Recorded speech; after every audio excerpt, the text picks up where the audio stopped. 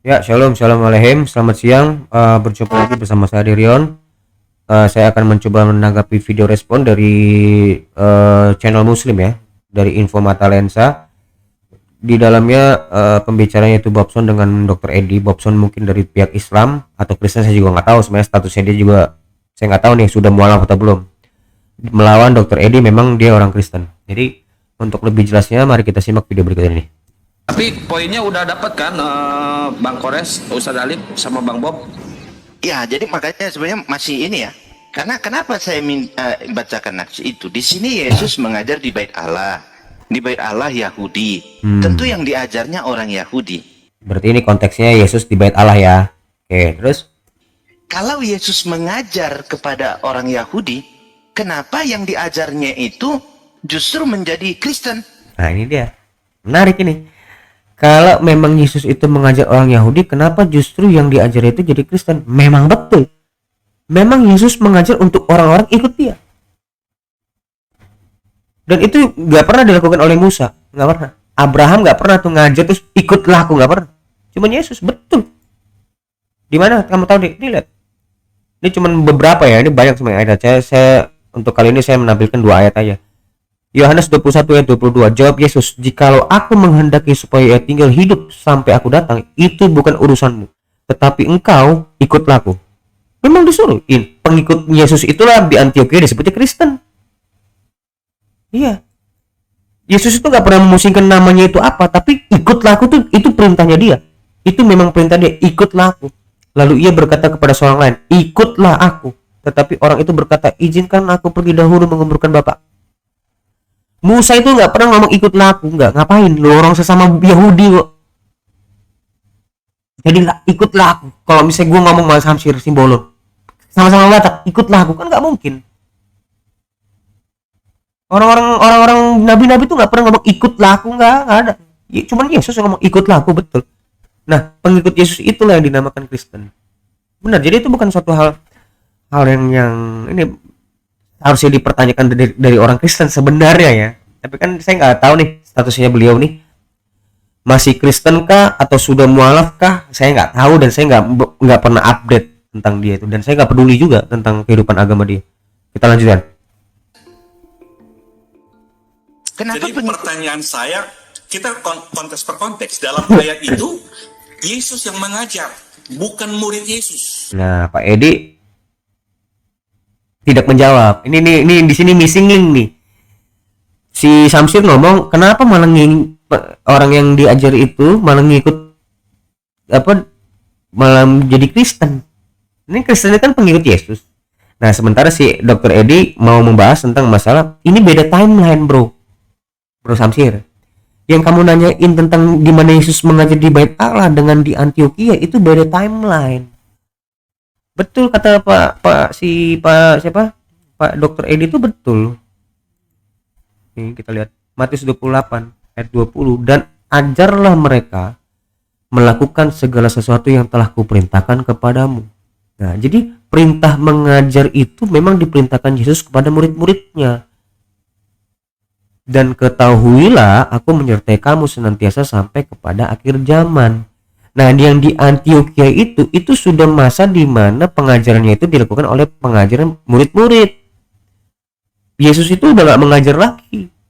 Perintah pengajaran itu sudah dimandatkan kepada murid-muridnya. Semudah itu. Sebenarnya nggak perlu ribet-ribet. Saya rasa sih udah clear ya. Dan yang diajar di situ. murid Yesus. Oke, Yang diajar bukan murid Yesus. Sama seperti saya gimana? berarti yang berkumpul di Antioquia tidak pernah diajar Yesus. Nih, saya mesti tanggapin nih. Yang berkumpul di Antioquia tidak pernah diajar Yesus. Gak ada yang tahu. Mungkin ada dari sebagian mereka yang pernah belajar sama Yesus, mungkin enggak. Tapi di Antioquia itu sudah masa di mana pengajaran itu dilakukan para murid-muridnya. Who knows? Siapa yang tahu? Enggak tahu, sebagian dari mereka ada yang pernah mengikuti pengajaran Yesus di saat di Yudea. Kita gak ada yang tahu, Pak. Gak ada yang tahu seperti itu. Tapi yang pasti benar 100%, yang benar-benar meyakinkan, waktu itu adalah masa di mana pengajaran murid-murid Yesus itu udah nggak ada, bro.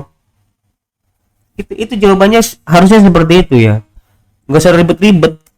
Nah, jadi Bapak nggak tadi, yang di Antioquia itu orang yang menyebar karena penganiayaan. Iya, itu Jadi, kan mereka murid bersebelah. 11. Terkait ini maksud saya begini, yang di Antioquia itu apakah pernah diajar Yesus? Baik, saya terangkan. Mulai murid 11, tambah murid 120, tambah murid 3000, yang itu semua menyebar, kecuali yang 11. Dokter, itu tentang penyebaran dan penambahan jumlahnya. Oke, itu saya akuin. Maksud saya, yang bertambah-tambah ini tadi, yang berkumpul di Antioquia itu, pernah nggak diajar Yesus di Bait Allah? Ini udah clear lah. 11 untuk mengajar semua ya murid-murid. Jadi kan Oke, yang mengajar mereka. untuk mengajar semua bangsa. Berarti Termasuk yang mengajar mereka berarti murid. Nah ini pertanyaan selanjutnya nih. Yesus memberi perintah kepada murid 11 untuk mengajar semua bangsa. Berarti Termasuk yang mengajar mereka berarti murid. Betul. ya murid-murid. Betul dong, murid-murid. Murid. Iya dong, Nah. murid-murid Yesus yang mengajar orang-orang di Antioquia itu adalah murid-murid Yesus, betul. Terus Nah, yang mengajar berarti murid. betul. Coba Bapak bayangin, Coba ya, gue bayangin dulu ya. Oke, terus apa ya? Apa yang mesti gue bayangin? guru mengajar, yang diajar murid. Betul. Guru mengajar, yang diajar murid. Betul. Terus Murid mengajar, yang diajar apa sebutannya? murid. Tetap murid. Guru gua ngajar gua tuh murid, guru gue ya guru. Pada saat guru gua ini Adenion itu mengajar orang lain apa tentang pengajaran guru gua tetap disebut guru bagi murid gua, tapi gua tetap disebut murid bagi guru gua Daniel, Romo Daniel Biantoro. Itu kan gampang. Kok susah? Kan hal seperti ini tuh sebenarnya kan nggak perlu diperdebatkan ya, apalagi ngakunya orang akademisi dan sarjana. Dalam perdebatan itu hal-hal remeh-temeh seperti ini itu bukan jadi materi perdebatan, karena kita sudah dianggap pintar, seharusnya bisa membedakan antara murid dan guru. Kapan posisinya dia dianggap guru, kapan di posisinya dia dianggap murid, itu nggak perlu didebatin lagi gitu. Kalau kecuali kamu mungkin masih SMP nggak apa-apa, atau mungkin SD fine. Lu kamu kan kita udah sarjana, masa debatnya kayak beginian sih? Kan ya ini udah jelas gitu loh. Memang pada saat gue itu diajarin guru gue itu murid. Tapi pada saat gue itu mengajar, gue itu guru bagi murid gue. Tapi gue juga murid bagi guru gue. Baik, jadi dengar baik Bapak.